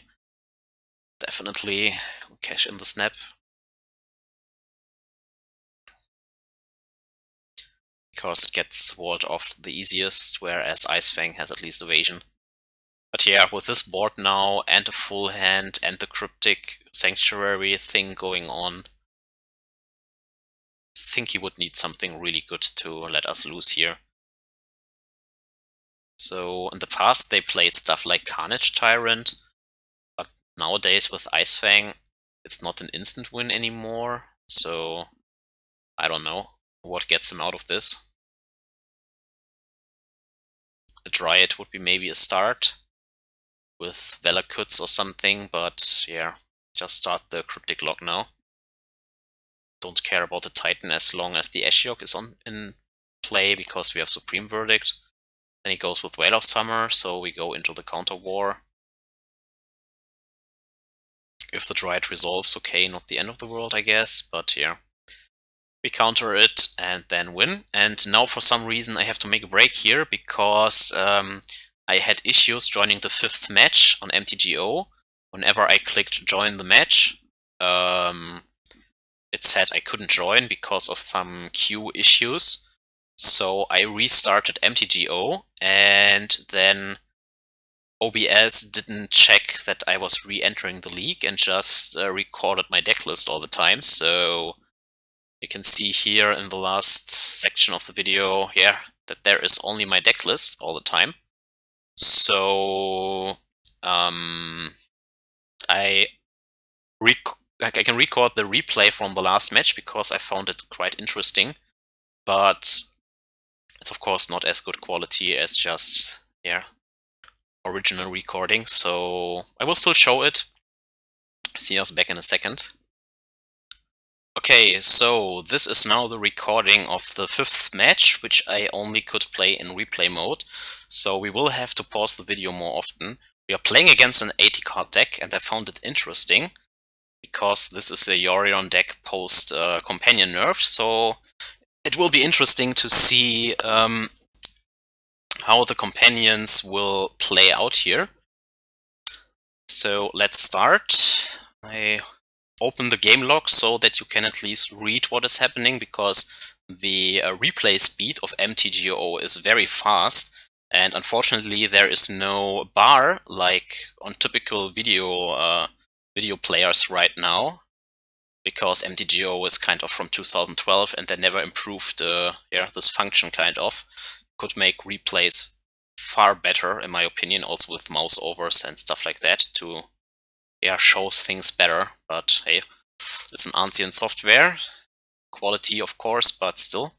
And we're playing against the Yorion deck. So the Yorion decks I have seen as of this last week, because the companion nerf is not older, right, are either Yorion Scapeshift decks or Yorion Control decks like ours that just up the cards to 80 to have an additional value card in hand for the later stages of the game. We will see what we play against, but whatever variant of those two we play against, we have already 4 land drops, an Astrolabe to cycle, a counter, And I guess a path. It's probably not the best, but still serviceable. So I think this is definitely a keep because of the 4th land drop with the Astrolabe. So yeah, we continue. Make our first land drop. Now beware the speed, you can see already how fast this is going through. So I hope I catch everything. We play the Astrolabe, draw into another Astrolabe, very good. That lets us use the first few turns when nothing else happens. But you can already see in the text that our opponent plays a Field of the Dead. Now this could still mean Scapeshift variant with maybe 1-2 Primeval Titans that can fetch out Field of the Dead against control decks like ours, right? But I have also seen Ben Snow lists with Field of the Dead simply trying to grind out the mirror matches, so it could still be either variant. What we definitely know is that next turn there will be no Ren 6 now, in case it's a Scapeshift list, or a Yorion deck with the Red Splash, so we don't have to hold up Mana Leak here, and can just safely cycle Astrolabe and play a land drop. So we do that, and play the land, and we see what our opponent is doing. He plays a Scalding Tarn, could still be anything, and plays also out an Astrolabe, which is fine. Then we fetch out probably a Hallowed Fountain here. No, a Breeding Pool here, whatever. Play the Misty and ship the turn back. Or the... Okay, I play the Uro here. Now this is questionable, because if we play a Control Mirror against a Bant variant, they could have very well Time Raveler next turn, and tapping out here, not holding up Mana Leak, just to put 1 additional land into play, can definitely backfire. If it's a Scapeshift variant though, then it's very good to play out the Uro, because we are not running it into a Remand here, and then have up Cryptic and or Mana Leak plus Ice-Fang for the next turn. So I guess at this stage in the game I was thinking that he is playing a Scapeshift variant, but it's definitely risky in the into unknown manner. But doing this quickly and boldly maybe also indicates that we have a Force in hand, which would still be a good exchange for him, but he would lose a Teferi, of course, so it can go either way, but it's definitely risky against the control variant. But then we draw a Teferi of our own, which then checks him to have a Force. Let's see, he plays the 3rd land drop, but he plays also an Uro of his own, so nothing lost. And then I was thinking, okay, now we have Time Raveler and Mana Leak. If we draw the 5th land drop, and he doesn't have double Force, which would set him back to 1 card in hand, yeah, then we have a Teferi going, and that is pretty good. So, yeah, I draw the land, luckily. He has the Force, pitches an Archmage Charm, and of course we Mana Leak back here, and the Teferi resolves. Now he has played an Hallowed Fountain in his turn, so I was thinking, okay, it can no longer be Scapeshift, because he didn't have a single green source and 4 land drops. I was setting him as a Bant Ctrl Deck with Force, Uro, etc, etc.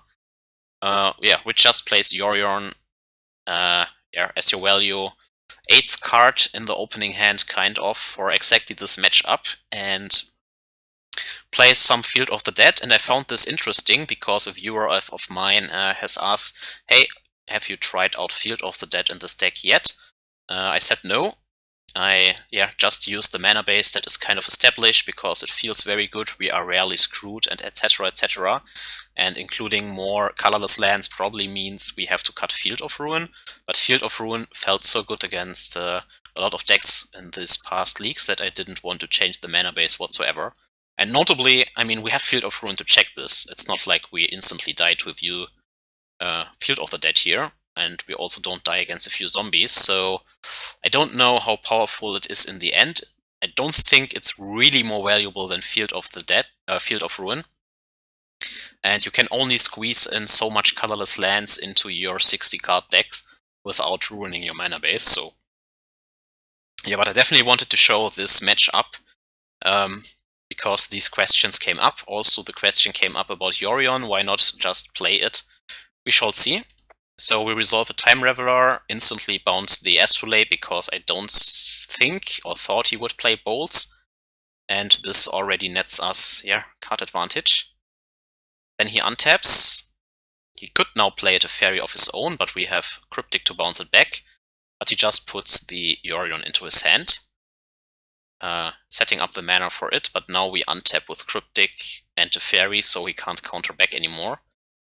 Just drops the Yorion. Of course, I did not counter draw even because I had the Snapcaster Mage, so I felt like, okay, let's just mana leak it, cash this in while it's good, put 2-1 into play, and now he has 2 Field of the Dead, so now it becomes more interesting because we can only check 1. And I was thinking, okay, don't use Field of Ruin right away because then he gets 1 land closer to the other Field of the Dead, and right now he is off 2. Now he has the 6th one, and he does not fetch obviously because it can also mean another Sanctuary, so I hold the snap back for whatever reason. I mean, attacking against Uro decks is not really the way winning in this control mirrors. It's mostly, in my opinion, it mostly comes down to resolving the Planeswalkers and riding them to victory, which we have with Teferi. So I feel pretty far ahead. We can drop some Ice-Fangs here, checking a few zombie tokens too. So no mana or Field of Ruin right now. And then I was thinking, okay, he is getting ahead on lands slowly, and if he double spells, I can't counter everything anymore, so use the Ice-Fang, cycle itself, and cash in one of our 3 Path to Exiles to simply ramp ahead, because Path to Exile is not the greatest right now. So yeah, I think that was an okay exchange. Putting the second Ice-Fang into play, cycling it, finding a Mystic Sanctuary. But I play the Snow Carved first because we can maybe put the Cryptic later on back on top. Play the Teferi, which virtually only costs 3, draws us another card. We don't have to bounce Astrolabe here because then we would go up to 8 cards and we would have to discard, so we can wait a little bit. Also, we hold up Instant Speed Supreme Verdict, so even if he generates an army of zombie tokens here, we can still check that one time. And he plays his Teferi. Of course we have to counter.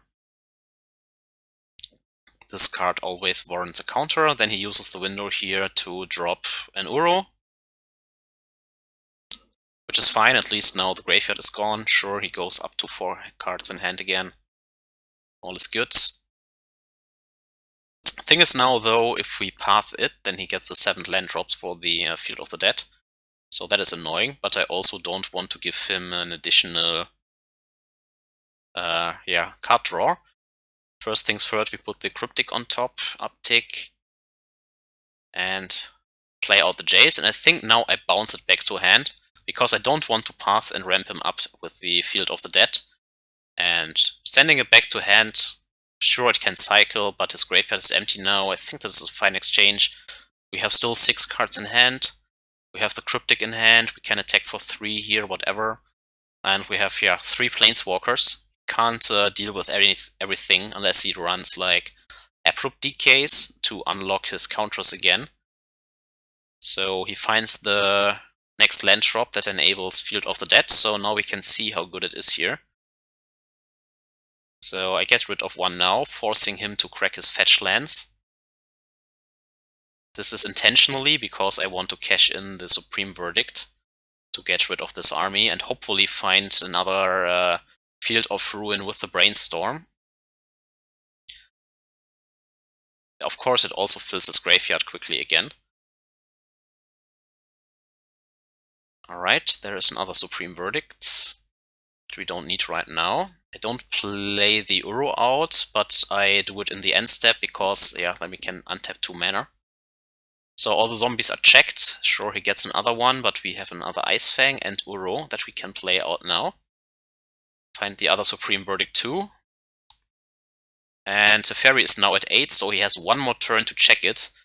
But he has to get through Cryptic Command, Dovin's Veto, Archmage Charm. Field of the Deads are dead. If he just taps out for the Uro, so be it. We can still bounce it back or something. He Path to Exiles one of the Ice-Fangs. We don't have any basics in the land anymore, so that's annoying, but well, there comes the Uro.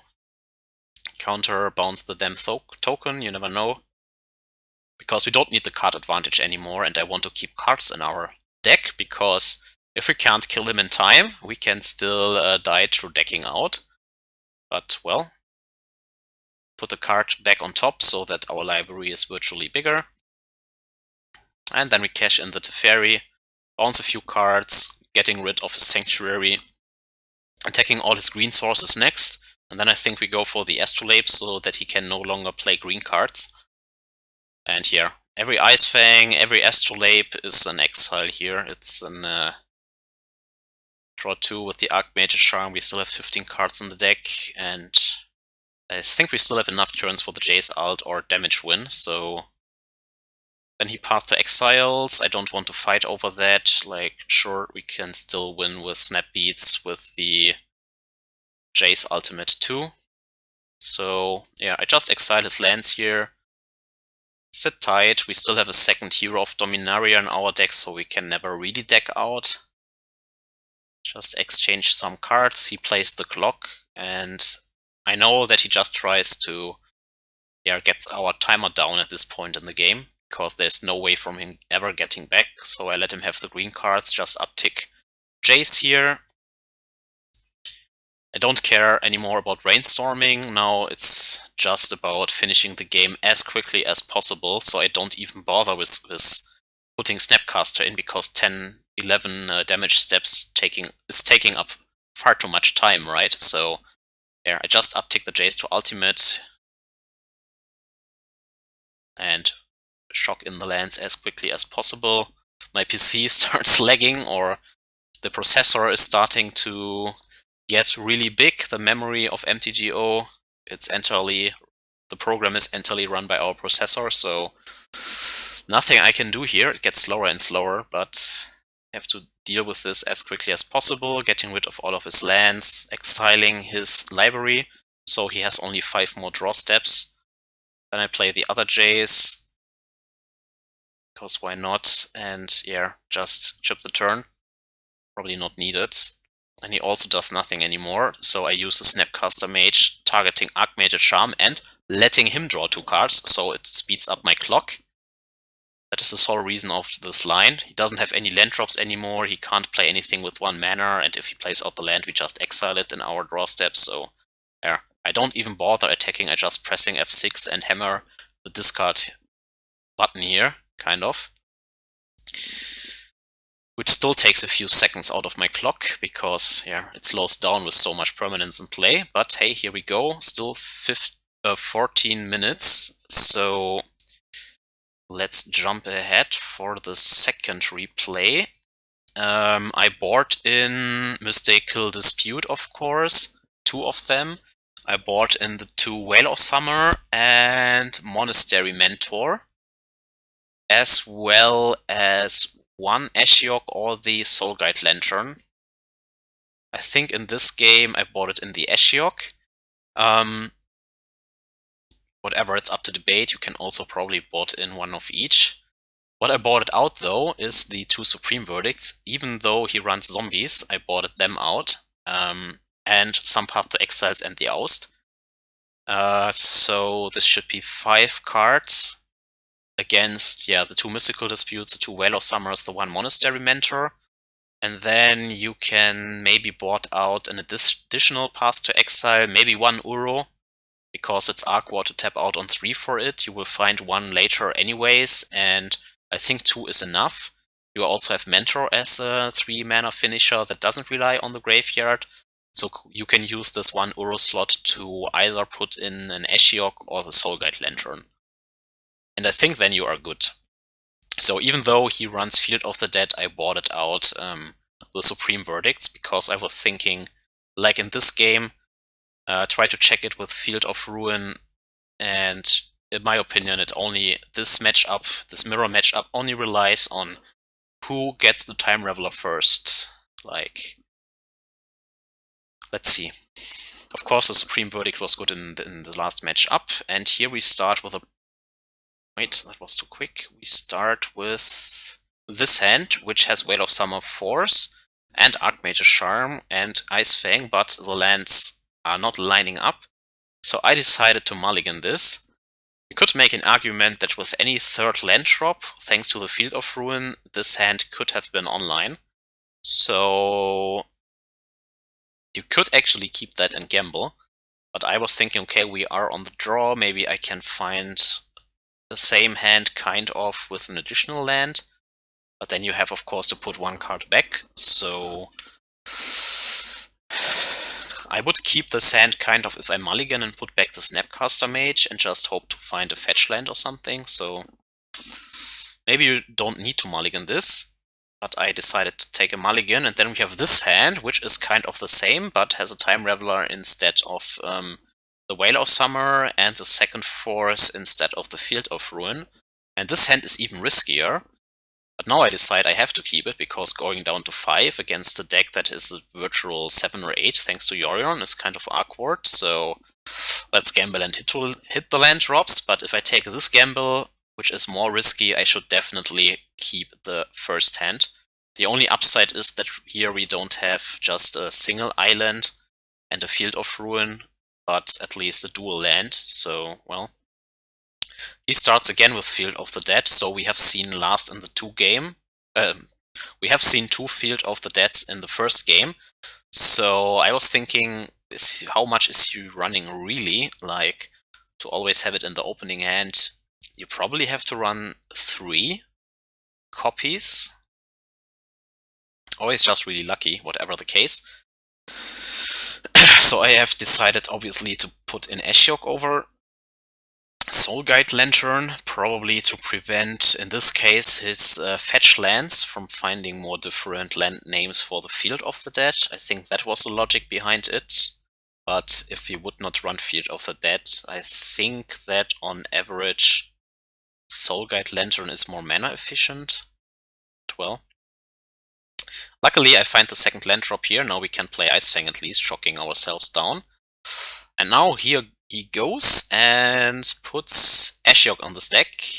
I still counter it, even though I could fetch in respawns, but if our next land drop would be a fetch land, it would be really awkward, so I think I have to force here. Drawing a card with Ice-Fang, and we found a Mystical Dispute and a Field of Ruin. And now I decide, okay, do you have a force, because I traded 2 for 1 here, which is bad for us, so let's force him to trade 2 for 1 too. And I put the Teferi on this deck, going balls to the walls, and he doesn't have the force, so he failed to check here, and now we have a Time Raveler in play, immediately bouncing the Ice-Fang and getting our card back from the last turn. And yeah, he is doing nothing here, just plays an Astrolabe. And now we can untap with Mystical Dispute and Force. He puts the Yorion into hand. We use this window to use Field of Ruin to check the Field of the Dead. That is what I meant in the previous game. You can check them with Field of Ruin. It would only be bad if they drop it very late in the game. So that's also why I wanted the Ashiok to check fetch lands and stuff like that, so that he can't build up as easily.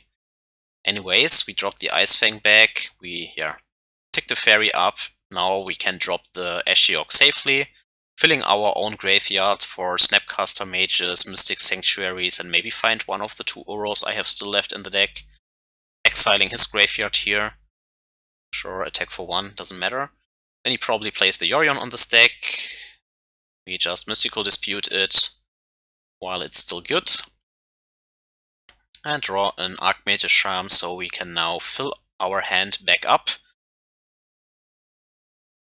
Here he tries to bounce the Teferi, but we just check it with a Force, still have Archmage Charm up in case he has a third one or a second one or whatever. Then I didn't want to fetch and use the Archmage Charm end of turn, because I want to use Mystic Sanctuary on it. Now excuse me, the dogs are going crazy down here. Anyways, you can see that the match is now not there for a long time anymore, because we draw 2 Veil of Summers, we have Archmage Charm now, still an Ice-Fang going, and we just outvalue him at every stage in the game. So he concedes. Yeah, so this was this league. You could now see a mirror match against the Yorion. So all in all, the Yorion didn't really matter. It came always down to the Teferi. Whoever gets to untap with it is pretty far ahead. And yeah, it all hinges on this card. And while it's so annoying to play against, it's so important to have in your deck to prevent other Veil of Summers. sometimes prevent Cascade stuff, Living End, all this nonsense going sometimes around the Modern. Teferi is just a great card to have. But yeah, that's it.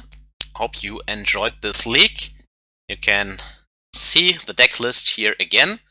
Yet another 4-1, even though, again, I made a lot of mistakes, but yeah, you can only imagine how good the deck would be if a better pilot would play this. So this is the 5th 4-1 in a row, I think, or the 4th one. Whatever the case, it's either 18-4 or 22-5 or something. Well, whatever, 80% win rate. It's pretty darn good for a noob like me, and yeah, I wouldn't change that much. In this league, I just exchanged the SoulGuide Lantern with the second Timely again.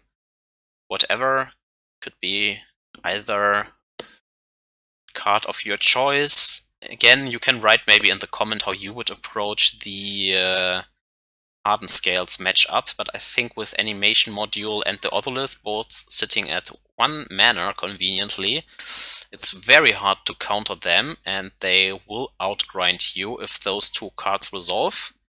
So I think those are must counters. You even have to force it, I think. And then try to contain their boards with Supreme Verdicts and all the card advantage going on. But they also have card advantage with Lurus, and they can maybe run Hangerback Walker or something like that post-board. Again, they will run Whale of Summer post-board. I know from the past that these Hardened Scales deck sometimes had this evolution card for colorless and green, where they can sack a creature to find another creature, put it into their hand, so whenever you target something with a spot removal, they just sacrifice it, put the counters on the Otolith or somewhere else, right? Maybe trigger Animation Module, create a token, they put another creature into their hand, which is most likely another creature with +1/+1 counter, triggering the Animation Module again, creating another token, and then you are sitting there with your spot removal, not doing anything. So Ice-Fang and Path can only stall for so long, where you hit the point of needing Supreme Verdict or a way to counter everything they are doing. And that is very hard if you are not fortunate. So I think the sideboard is not built to beat this matchup. You can very well beat it, but then you need artifact removal. So Fracturing Gust, Creeping Corrosion, stuff like that in my opinion. Stony Silence will not be good enough. And while Ceremonious Rejection has at least some value in the Tron and Eldrazi Tron matchup, I am not running it right now. Because why change a winning list? I mean, we are still winning a lot, so for now, I think it's fine. So yeah, hope you enjoyed this anyways. Have a great day, and till next time, bye bye.